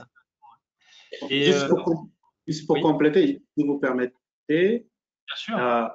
Moi, je pense que pour la définition, moi, je pense qu'on n'a pas besoin de réinventer la roue parce que la définition des archives de manière générale, l'ensemble des documents, quel qu'en soit le support, la forme ou le format produit ou reçu par une personne physique ou morale, moi, je pense que là, cette définition prend en compte effectivement tous les types de supports et toutes les formes d'archives, que ce soit les archives orales, les archives papier, les archives numériques, etc. Donc là, je pense que c'est la définition de la loi de 1979, de la loi française de 1979, que pratiquement tous les pays d'Afrique francophone ont repris, hein, notamment le Sénégal, avec la loi de 81. Bon, le Cameroun, je ne sais pas, la première loi, ça date, etc., etc. Donc, je pense que la définition de la classique prend en compte quand même tous les types d'archives. Alors, c'est vrai, mais alors moi, je suis du monde des bibliothèques, hein, donc je travaille pour la Bibliothèque nationale de France, donc je suis plus au courant de ce que couvre le dépôt légal, hein, en fait. Bon, évidemment, il y a des recouvrements, mais ce sont des matières un peu différentes. Et malgré tout, on a besoin que la loi vienne préciser des choses, notamment avec, je suis d'accord avec vous, mais on voit bien qu'il y a une nécessité de venir préciser ce qu'on entend par dématérialiser, ce que l'on va apprendre, sans forcément évidemment remettre en cause qu'il y a des fondements précédents. Mais en tout cas, de notre côté, on a eu besoin de se doter d'un arsenal, si je puis dire, juridique pour nous aider à mieux collecter le dépôt légal, ce qui est l'occasion de la. Je vais peut-être ajouter, hein, si vous me permettez. Bien sûr. Vous m'entendez? Oui. Vous m'entendez? Oui, je voulais ajouter, peut-être pour l'information de mon collègue mort. Oui, c'est vrai, il y a un fondement classique, voilà, on ne réinvente pas la roue, mais il faut repréciser, comme l'a dit Laurent tout à l'heure, il faut repréciser, j'ai la loi devant moi, la nouvelle loi, peut-être pour son information, il y a une nouvelle loi sur les archives au Cameroun. Et il faut repréciser des choses parce que parfois, ça semble être de la tautologie, mais c'est important de le dire dans la loi. Je vais vous raconter une petite anecdote. au moment de l'élaboration de cette loi, on avait les responsables du ministère de la Justice qui voulaient avoir une autre... vraiment, ils avaient une autre façon de percevoir les choses. Et on a dit que la loi était suffisamment large et couvrait toutes les archives, y compris les archives judiciaires, y compris les archives qui sont issues des audiences et autres. Alors, ils ont dit, oui, d'accord, mais il faut mettre dans la loi que les archives des audiences, oui, ça semble être tautologique, mais c'est important. C'est très important de préciser un certain nombre de choses. Et c'est pareil, c'est pour ça que, par exemple, dans la définition des archives de la nouvelle loi, je vais vous lire juste les 2 premières lignes. C'est l'ensemble des documents, y compris les données. C'était important de mettre ça. C'était important de mettre ça, y compris les données, quelle que soit leur nature, leur date, leur forme orale ou matérielle. C'était aussi important pour gérer un certain nombre de problèmes parce qu'en fait, les dispositions, les lois que nous avons doivent régler les problèmes de notre environnement. Donc, ça semble être tautologique, mais il faut que ça figure, il fallait que ça figure dans la loi pour avoir, voilà. Donc, je voulais juste ajouter cet élément-là. Merci. Oui, ça va sans dire, mais ça va mieux en le disant. Remarque de Violette, toujours, Lévi, même définition qu'en France sur les données. Donc, ah, ben tant mieux. Oui, sauf que, enfin, c'est pour appuyer un peu ce que dit Esther, parce qu'en fait, la loi parce que nous, la loi sénégalaise sur les archives date de 2006. Donc, c'est une loi qui a fait son temps, mais qui n'est pas encore renouvelée, qui n'est pas encore remise à jour plutôt. Alors, dans la définition, l'article 1er, on nous parle, c'est-à-dire l'ensemble des documents, quelle qu'en soit la forme, etc., et le support matériel. Le mot matériel pose problème. Parce que quand on parle du mot matériel, déjà, de facto, on exclut tout ce qui est dématérialisé, n'est-ce pas? Donc, je pense que si demain on doit faire la mise à jour, effectivement, on doit quand même enlever le mot matériel et se limiter du mot support. Mais bon, c'est pas pour entrer dans une bataille sémantique, mais quand on parle de données, moi je pense que quand on parle des documents, dans les documents, il y a les données. Parce qu'un document, c'est quoi? Un support et une information. Donc, les données, ce sont des informations contenues quelque part. Donc, oui, mais bon, c'est toujours bien de préciser, bien sûr. Alors, on avait une question avec Violette. Pardon. Non, je voulais juste, merci pour ces présentations. On peut dire qu'on retrouve quand même beaucoup de points communs avec la situation dans d'autres pays et en France en particulier. Hein.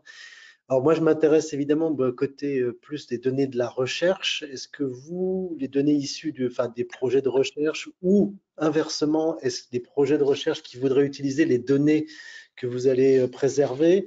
Comment vous envisagez ça? Parce que là, on voit que nous, on a un petit flou on a un flou général sur cet aspect-là qui commence à se déflouter, mais on n'est pas encore tout à fait tout n'est pas encore clair. Les données administratives, c'est clair. Les données de la recherche, ça n'est pas.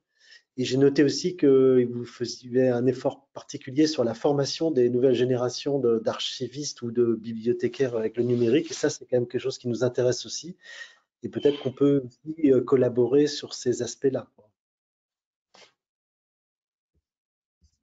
Je ne sais pas si m'en parle ou bien je parle. Vas-y, Esther. Merci. Alors, la question des données de la recherche, c'est une question assez difficile et sensible en même temps. Il y a des moments où on se pose la question comment on va aborder ces questions. Il y a peut-être 2 ou 3 semaines, j'ai été invitée au Centre national de l'éducation, qui est donc une excroissance du ministère de la Recherche. Et il s'agissait justement de discuter avec eux sur la question de l'archivage des données de la recherche. Bon, dans l'absolu, les dispositions juridiques, oui, le cadre juridique existant n'exclut pas les données de la recherche. pense que c'est d'abord un élément central au cas de l'argent. Lorsque nous mettons en place des systèmes d'archivage, on adresse généralement deux aspects, quel que soit l'endroit, parce qu'après l'université, les centres de recherche sont d'abord des institutions administratives, quoi qu'on dise. Donc, il y aura d'une part les archives de gestion classiques, mais les archives d'exploitation pour un centre de recherche, c'est bien les données de la recherche.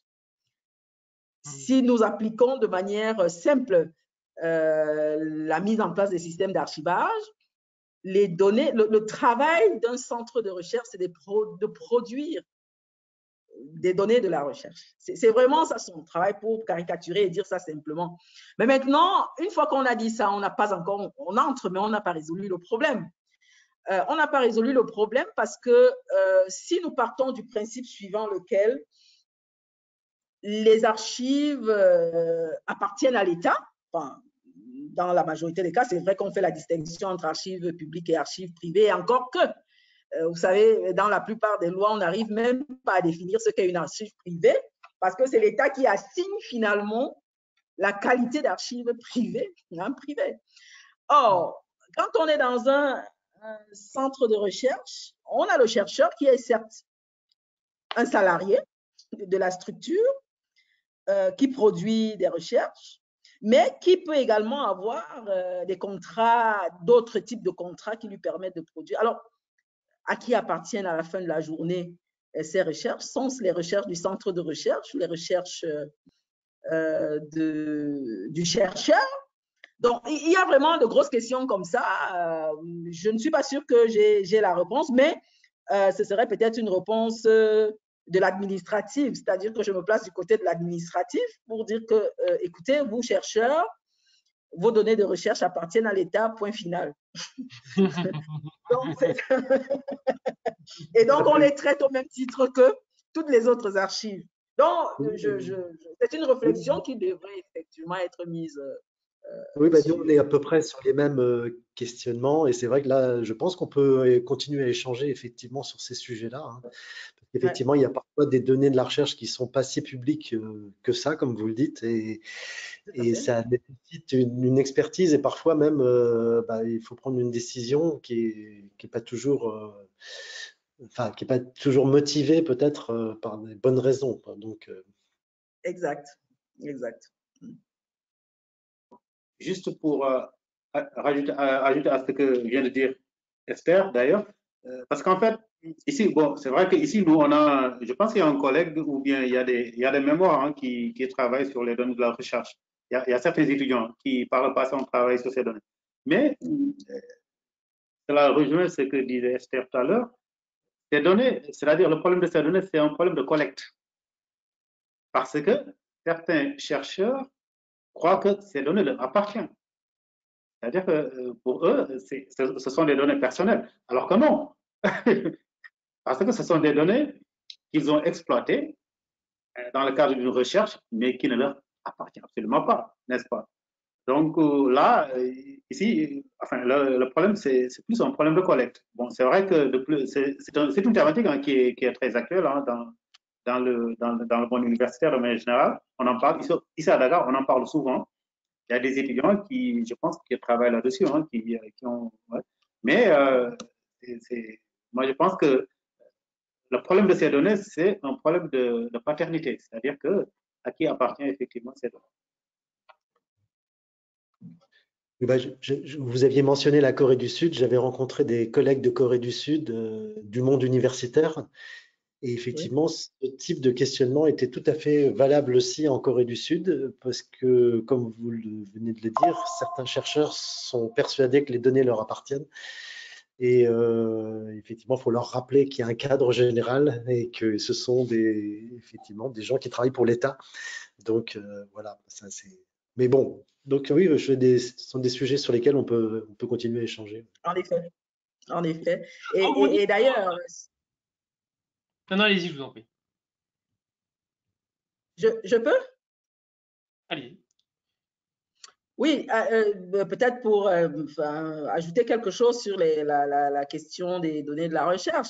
La discussion que j'ai eue ici avec les chercheurs, c'était de dire que oui, parfois, lorsque nous menons des enquêtes, voilà, il y a un certain nombre d'informations que nous recevons. Je dis, mais qui, plus que la structure en charge des archives, est capable de gérer la question de la communicabilité? Parce que la question de la communicabilité est prise en charge dans les textes de loi sur les archives qui définissent à quelle période ou à quel moment une archive peut être communicable ou non. Donc, je peux vous dire hein, que c'était une espèce, je me suis dépouillée de ma carapace de chercheur pour devenir administrative et expliquer que, voilà, le chercheur, vous savez, nous les chercheurs, au départ, on a toujours cet esprit d'indépendance, ce qui est normal. Ce qui fait en sorte qu'effectivement, parfois, on se dit que du fait des franchises universitaires, on peut voilà, être au-dessus d'un cadre normatif défini. Donc, c'est tout ce que je voulais ajouter sur la question. Mais c'est quelque chose qu'on retrouve par ailleurs. Hein. Et alors, je rebondissais pardon, sur la Corée du Sud, puisqu'on avait une question avec Violette. Toujours, je me posais la même question. Alors peut-être est-ce lié au fait que ça soit le niveau de maturité de la Corée du Sud très avancé sur ces questions. Mais pourquoi finalement c'était avec la Corée du Sud que vous avez mené ce projet de e-gouvernement? Bah écoutez, l'État du Cameroun choisit ses partenaires. Moi, je ne peux pas dire, je n'étais pas au début de l'histoire. Donc, je pense que c'est un partenariat qui a été choisi par le gouvernement. Parce que quand même, sur ces questions-là, la Corée du Sud, nous travaillons beaucoup sur les questions du numérique et sur les questions de formation professionnelle. Ils sont très, très impliqués dans ce cadre-là. Donc, et puis, ben, je ne peux pas en dire plus. J'en sais pas grand-chose. C'est des choix stratégiques. Voilà. C'est des choix stratégiques. Je comprends. Okay, je comprends. Toujours, je déroule les questions parce que puisque c'est aussi l'intérêt de ces échanges. Autre question, alors là très spécifique, qu'en est-il des archives numériques des communes au Cameroun? L'État encourage-t-il ou non, par exemple financièrement, l'archivage numérique des communes? Oui, bien sûr que l'État encourage. On a parlé de la dématérialisation des procédures. Aujourd'hui, par exemple, l'État civil est en train de vouloir être… Bon, là, c'est la coopération française sur l'État civil. Mais une fois de plus, il y a beaucoup de cacophonie. Et l'idée quand même, à partir de cette nouvelle loi, c'est de pouvoir commencer à mettre de l'ordre là-dedans. Ça va prendre le temps que ça va prendre, mais en attendant… au petit bonheur, la chance. Chacun essaie de faire ce qu'il peut. Mais il y a quand même un travail cohérent qui est en train d'être préparé pour que les collectivités territoriales, donc les communes, les mairies, puissent avoir des systèmes d'archivage dématérialisés aussi. Oui, si je comprends, par rapport à la thématique et la nôtre là, de politique d'archivage, finalement, cette nouvelle loi va vous permettre de répondre à des questions que vous avez posées de gouvernance et de répartition des rôles et l'inscrire dans la loi d'être un instrument qui vous permette de mieux organiser, si je puis dire, hein, si vous permettez, parce que c'est ce que vous avez souligné, qu'il y avait nécessité un peu de coordination. Et est-ce que du coup, est-ce que vous, grâce à cette loi, vous pensez que la coordination va revenir d'une certaine manière là où elle doit être, c'est-à-dire côté métier, côté métier archive, ou ça va être plus mitigé, plus nuancé que ça? Disons que la loi, elle est assez claire. Hein? Elle est assez claire qu'il y a un organisme national. Il y a un seul organisme national en charge. Et je vais d'ailleurs vous étonner parce que au moment de l'élaboration de cette loi, on avait plusieurs textes parallèles. C'est-à-dire que, par exemple, le ministère de la Communication qui voulait créer ses archives nationales de l'audiovisuel, le ministère des Finances qui voulait créer ses archives nationales des finances, le ministère de la Justice qui voulait créer ses archives nationales. Et la question a été tranchée qu'il n'y a pas deux archives nationales dans un pays. Par exemple, pour l'audiovisuel, on a pris l'exemple de la France, que oui, il y a l'INA, et puis on a dit, ben, c'est pas, non, on n'est pas obligé d'avoir cet exemple-là parce que il y a aussi quand même des limites autour de cela. Et ça a été vraiment discuté à des niveaux, vraiment à des niveaux, et puis il y a eu des arbitrages, voilà. Donc la loi, elle est claire. Maintenant, il y a les stratégies d'acteurs qui peuvent inhiber, parce que quand même, il faut bien se le dire. Il ne s'agit pas seulement du contrôle, il s'agit d'abord du contrôle de l'information. C'est fondamental. Mais aussi, c'est aussi une question de gros sous. Alors, ben, on verra bien comment ça va se présenter. Mais la loi a réglé la question. Mais entre la loi et la mise en application, je pense quand même qu'il y a quelques chemins.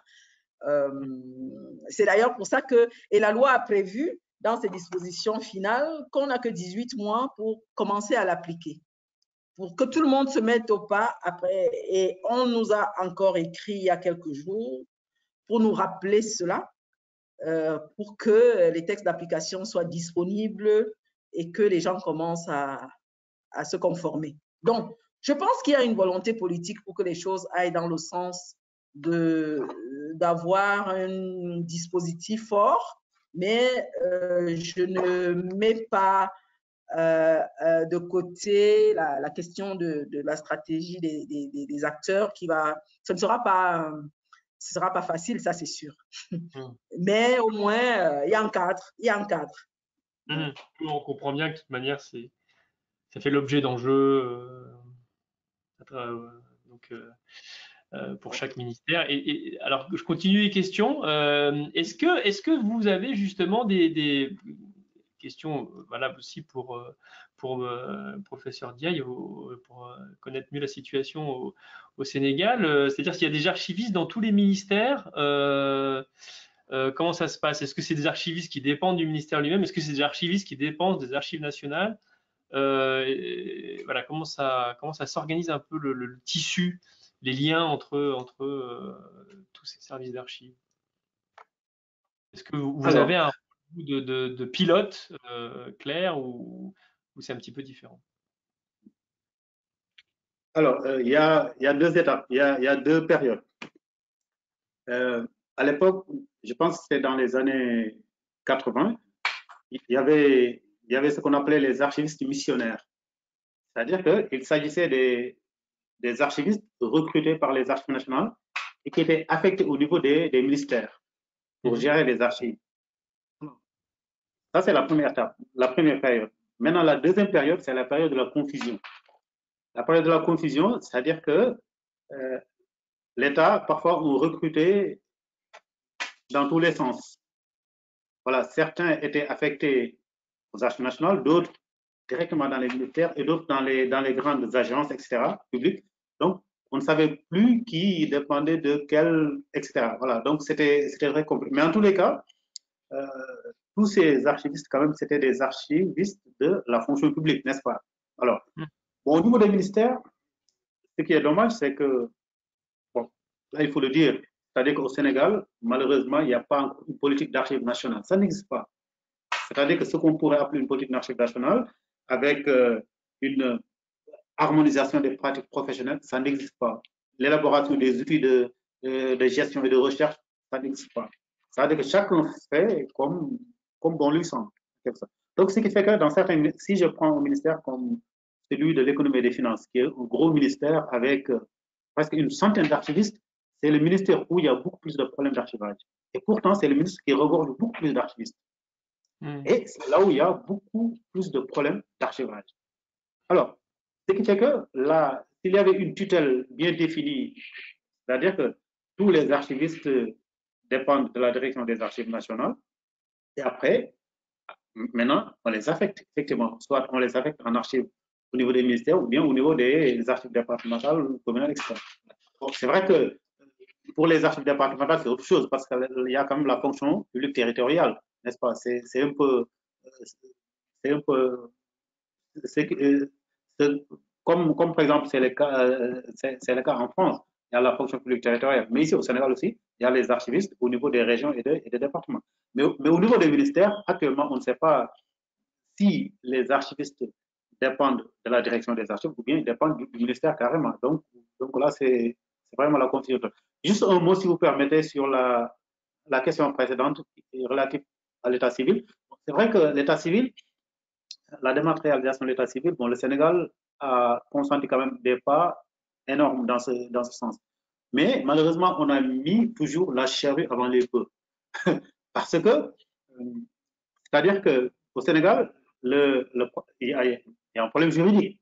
Parce que le document numérique n'a pas une valeur probante, n'a pas une valeur de preuve jusqu'à présent dans l'arsenal juridique sénégalais. Donc, déjà, ça pose problème. La deuxième chose, c'est que effectivement, on a numérisé beaucoup de registres d'état civil au niveau des régions, des départements, etc., au niveau des communes, mais ce qui devait précéder n'a pas été fait, c'est-à-dire qu'un traitement documentaire, c'est-à-dire une organisation des archives de l'état civil. Ce qui fait que, c'est vrai, on a numérisé, mais nous nous sommes retrouvés avec des données numériques. Il y a un problème de description, d'indexation qui se pose. Même si effectivement, bon, voilà, il y a un énorme travail qui avait été fait parce que bon, c'est un projet qui avait été financé par l'Union européenne, n'est-ce pas? Par l'Union européenne. Il y avait deux phases. La première phase, c'était en 2017 et la deuxième phase, c'est en 2021. Moi, personnellement, j'ai été acteur parce que j'ai été recruté comme expert dans les deux phases. C'est un peu la raison de l'article que vous avez lu là. À la fin, je suis un peu critique par rapport à l'organisation du projet. Je sais que à la prochaine fois, je ne serai pas expert, ça c'est sûr, parce qu'il faut se dire. Mais bon, moi, je suis universitaire, donc au moins, nous, on a cette liberté de dire quand même ce que l'on pense. Voilà. Et gardez votre liberté. Ah bah oui, bien sûr. même si ça peut nous coûter, mais c'est ça, hein, c'est le prix à payer. Madame. Peut-être que j'ai aussi quelque chose, oui, à dire sur cette question. Oui, bon, je vais malheureusement toujours me référer à la nouvelle loi qui a essayé de prévoir toutes ces questions. Parce que, faut pas se le cacher, les questions d'archivage ont été des questions assez marginalisées dans la plupart de nos États. Hein, au sortir des indépendances, les priorités, c'était autre chose. C'était les routes, c'était les hôpitaux, c'était tout ce que vous pouvez imaginer, sauf les archives. Et donc, vous affecter aux archives, c'était une belle punition pour des fonctionnaires indélicats. Et généralement, c'était des gens qui n'avaient rien à voir avec le métier. Ça a créé ce que ça a créé.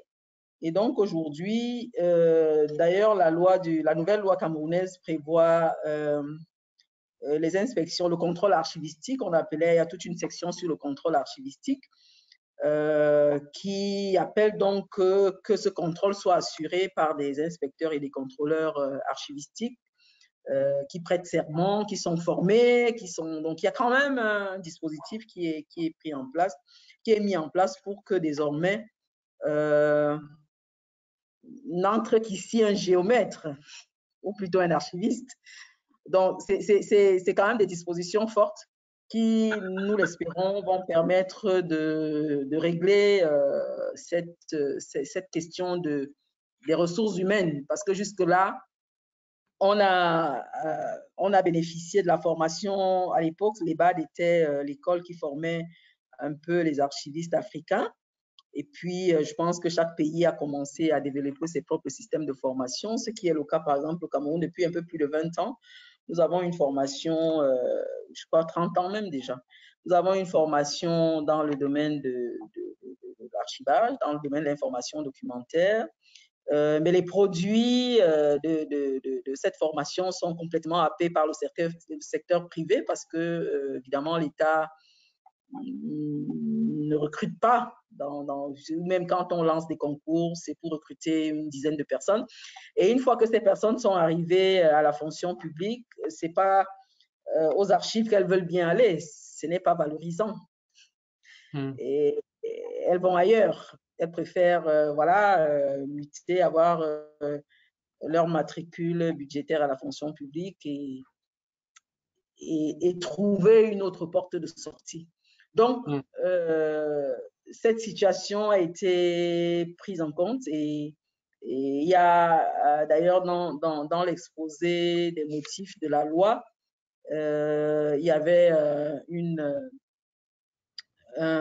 comment dirais-je, une phrase qui disait que l'objectif quand même de cette loi, c'était aussi de promouvoir la professionnalisation en archivistique et surtout la responsabilisation de tous les acteurs de la chaîne de production des archives.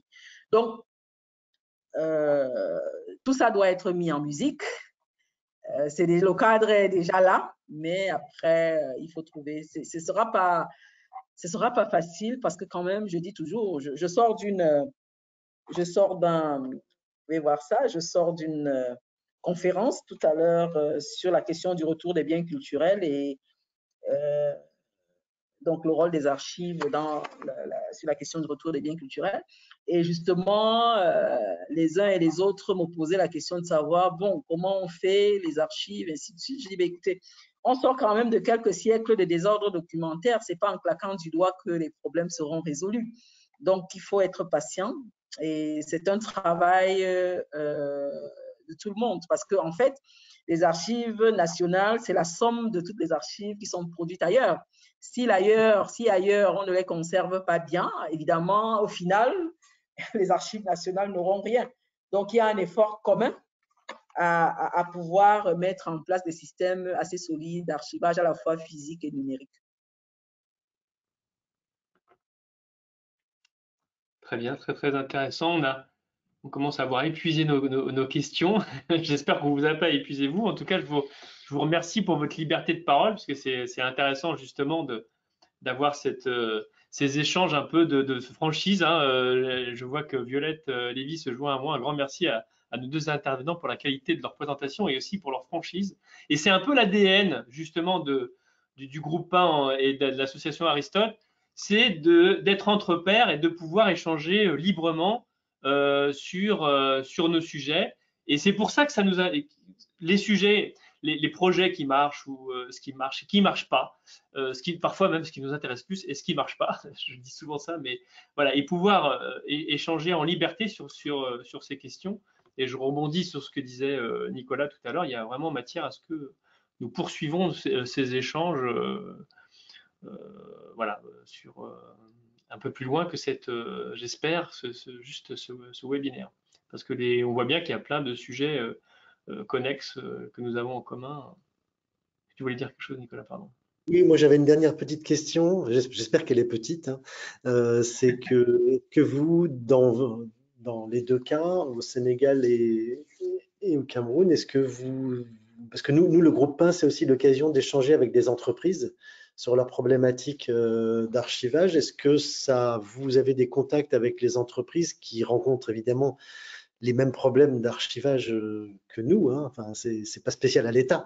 Donc, est-ce que vous avez des contacts avec eux? Est-ce que c'est quelque chose qui est un peu, nous, c'est pas formalisé, c'est formalisé au sein du groupe 1, mais on a des échanges comme on vient de les avoir aujourd'hui, plus informels.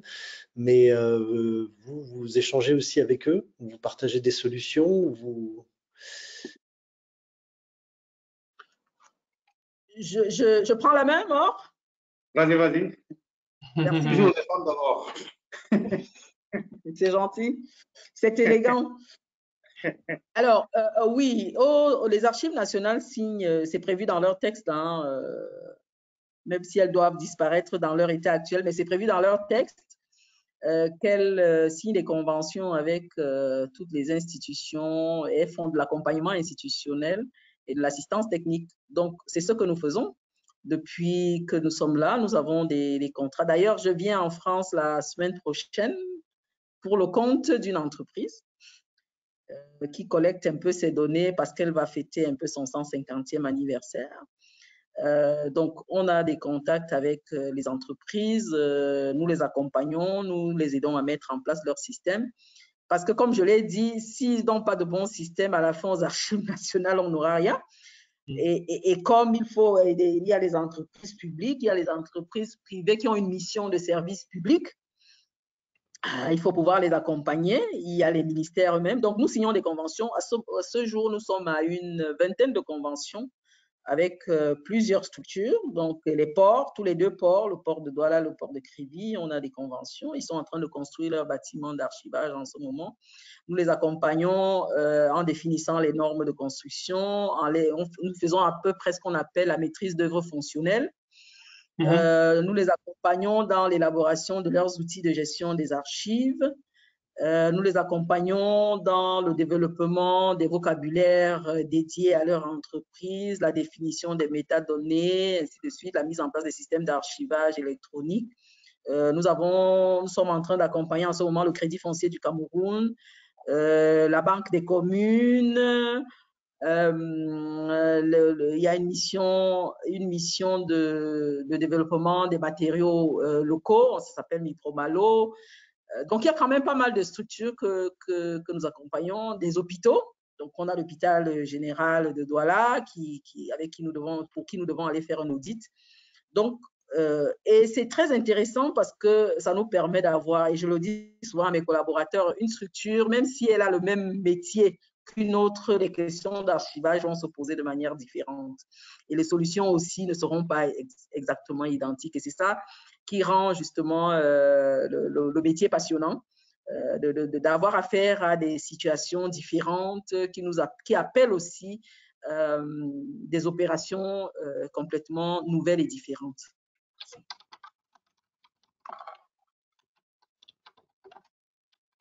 Bon. Alors, bon, c'est bon, je peux? Ouais. Je vous en prie. C'est exactement la même situation au Sénégal, hein, ce que vient de décrire un peu Esther.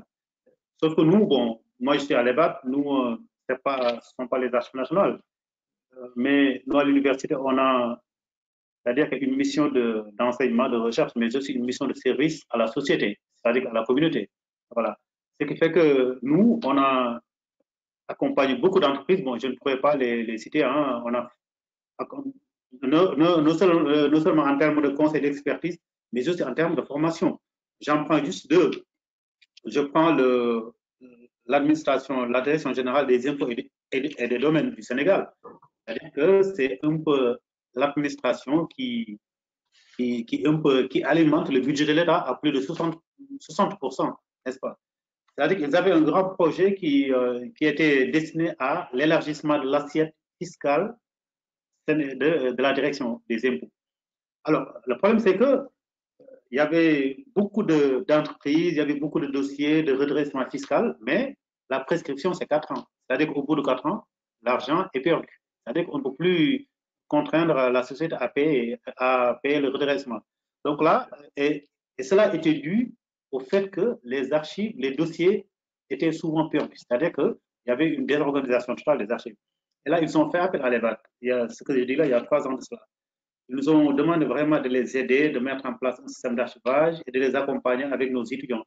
Nous, on avait recruté une quinzaine de stagiaires donc, qui ont traité les dossiers, qui ont aidé, qui ont classé, qui ont vraiment permis de... Et ça avait tellement réussi que le directeur général des impôts et domaines avait écrit le directeur de l'EBAT pour le féliciter, pour lui dire vraiment sa satisfaction et ce que tout cela a permis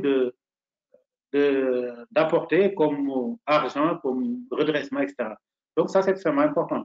Donc l'autre chose, c'est l'autre projet, c'était un grand projet du gouvernement du Sénégal pour le projet du développement de la Casamance. La Casamance, c'est la région sud du Sénégal. C'est une région qui était un peu défavorisée hein, avec la rébellion dans les années 80, etc. Mais il y avait il y avait un problème de développement. Mais il se trouve que il y avait beaucoup de projets qui étaient initiés pour la Casamance, des études, etc. Donc, et ces études étaient tombées dans l'oubli. Alors là, il fallait quand même essayer de revoir ces études et essayer de les numériser pour construire ce qu'on appelle une bibliothèque numérique. Et ce que j'ai dit là, c'était en 2019. Donc, on avait fait appel à l'EVA, nous on les avait accompagnés, on avait recruté aussi des professionnels sortant de l'EVA qui avaient fait notamment le travail de collecte documentaire de ces études. Alors, parce que ce sont des études qui ont été faites dans les années 80-90 et qui souvent qu'on refait et on dépense beaucoup d'argent. Donc, l'objectif, c'était vraiment de faire une sorte de bibliothèque numérique de l'ensemble de ces études afin d'avoir quand même une vue globale de tout ce qui avait été fait sur cette région. Donc, ça aussi, ça avait donné vraiment des résultats extrêmement importants. Bon, voilà. Donc, avec toutes les formations qu'on anime, parce que moi, dans le cadre de mon département aussi, toutes les formations relatives à l'archivage, c'est mon département qui les anime.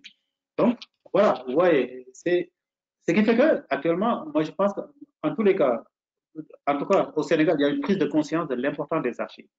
Parce que je rappelle que la tête de l'exécutif actuel, le président comme son premier ministre, tous les deux, ce sont des inspecteurs des impôts. Et eux, ils savent l'importance des archives parce que les inspecteurs des impôts, comme les inspecteurs généraux, ils travaillent sur des documents factuels, c'est-à-dire sur des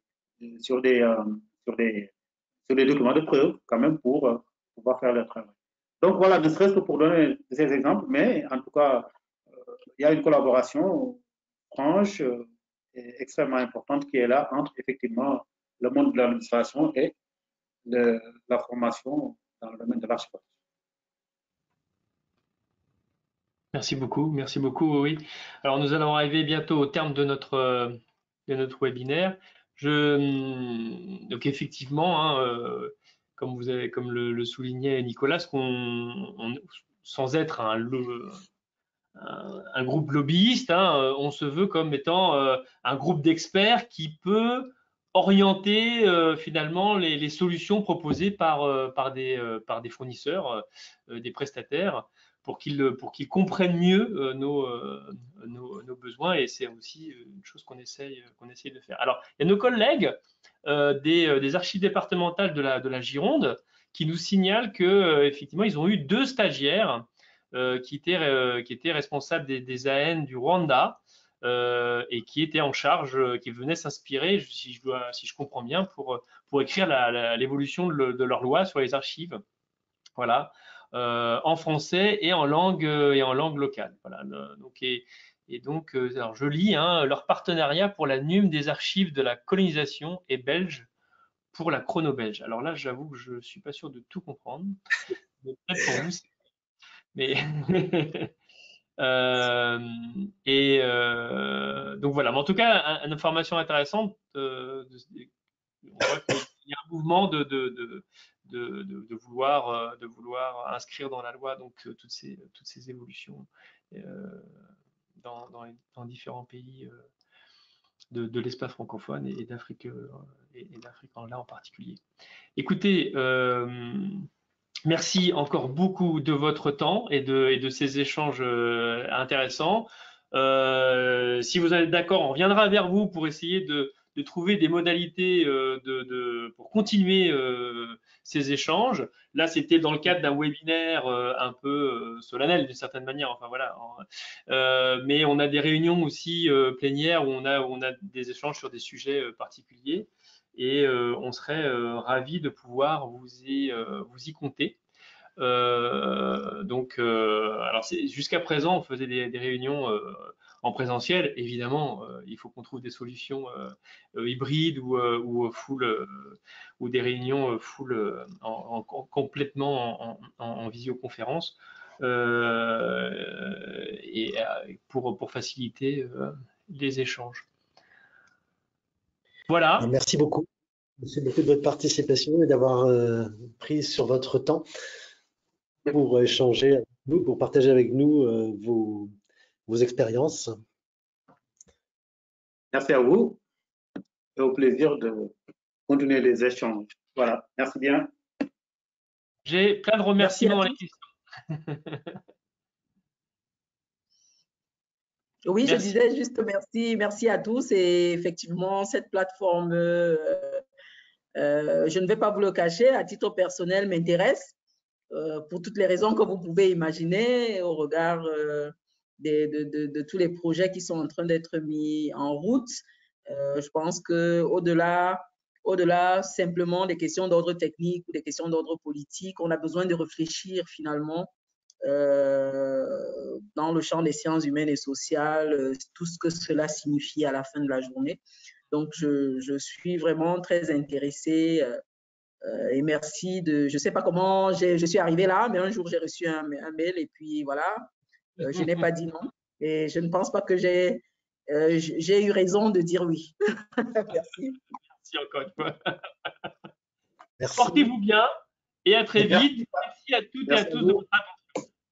Merci.